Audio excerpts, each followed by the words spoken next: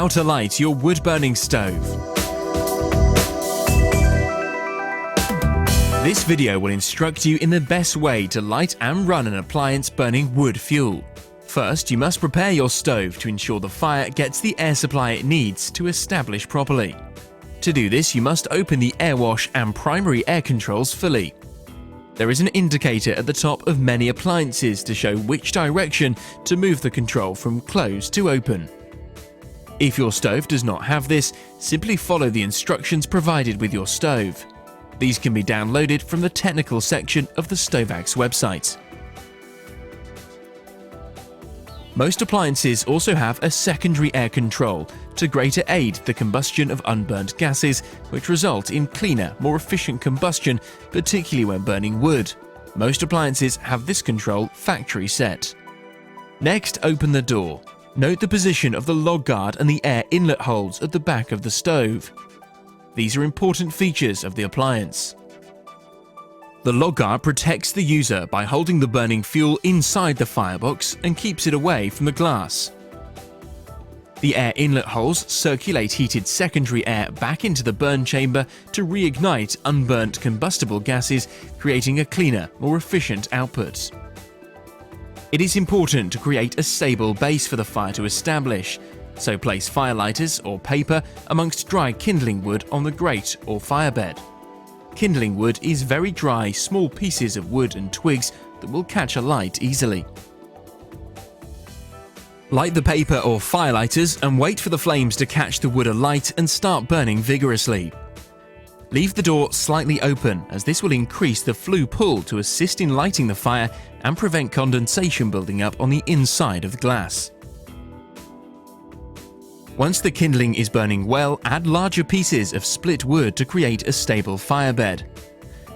For safety and efficiency reasons, do not load fuel above the log guard and the secondary combustion inlets at the back of the firebox. You can now close the door whilst the full load of fuel lights. Experience will tell you when it is necessary to refuel your stove. If you are lighting your appliance for the first time, be aware that it will need to settle and fixing glues and paint to fully cure, so take care to operate at a low temperature for the first few days. During this time, the appliance may give off some unpleasant odors. Keep the room well ventilated to avoid a buildup of fumes. Please be aware that during use, rope seals may discolor. This is normal. Do not touch the paint during the first period of use. Running and refueling your stove. Once a healthy fire has been established, to ensure you are burning fuel efficiently and gaining the maximum amount of heat from your stove, close the primary air control fully and control the burning rate to the desired level by adjusting the air wash control. If the fire starts to struggle to burn, then reopen the air controls until it has established again. The effects of opening and shutting the air wash control will produce a noticeable effect on the burning of the wood and will give you control over the burn rate of the stove.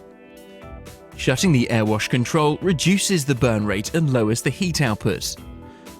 Opening the control increases the burn rate and raises the heat output. Be careful not to burn with the primary air control open for long periods of time, as this could cause your stove to overfire and is likely to cause permanent damage. If your appliance has an adjustable secondary air control, keep this open. Wood burns best on a bed of ash approximately 25mm or 1 inch deep, so remember when cleaning out your stove before lighting to leave a small amount of ash on the firebed or grate. To refuel your appliance, ensure the air wash control is fully open for a few minutes to produce glowing red embers. Then slowly open the door, taking care to ensure the firebox is not full of flames, and rake the embers evenly over the firebed using a poker. Carefully add new split logs to the firebed. There is a table in your product's instruction manual which will give you the ideal length of wood for the model you have. Do not load fuel above the log guard and the secondary combustion inlets at the back of the firebox. Close the door and burn at a high temperature with the air wash control fully open for a few minutes to make sure the new logs ignite before adjusting the air wash to suit the burn rate required. Experience will tell you how often to refuel to maintain the desired heat output. Do not burn large amounts of fuel with the airwash control closed for long periods of time. This reduces the glass cleaning effect and causes tars and creosotes to build up in the appliance and flue system. If your glass does become discolored during use, burning the appliance at a high temperature with the airwash open for a short period also reduces tars and creosotes. For really stubborn deposits, it may be advisable to also open the primary air control.